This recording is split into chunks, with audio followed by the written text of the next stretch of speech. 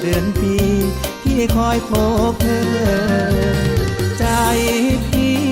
สั่นถ้านานๆไม่ได้มาเจอคิดถึงเสมออยากมาเจอแทบทุกนาทีแสนทรมานหากนานวันไม่ได้มาเห็นเบิ่ง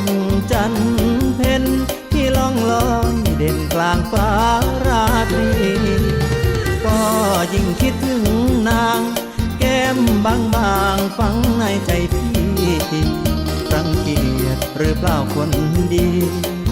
รำคาญมากไหมคนดี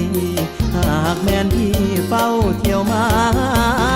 ย้ำเห็นหน้าเจ้าอย่าเป๋ปากทรงจุดประสงค์จากอายขอเพียงได้พบหน้าเก้าสิห่างหรือว่าสิห่างอย่าได้ห่างกันไกลกันเหม็นใจรำคาญคิดว่าทานเสด็จนอขอเพียงเห็นหน้าไม่เจตนาที่จะมากวนใจหากว่าน้องมีใครอยู่ในใจต้องขอโทษทีรู้อยู่ว่าเจ้าคนสวยคงร่ำรวยคนจีบมากมีอย่าจบหรือจะสู้เศรษฐีพี่รู้ดีแต่ก็เที่ยวมาทำใจกล้าเที่ยวมามือละน้อยสบตาเพียงเล็กน้อยคือยาแค่ป่วยใจ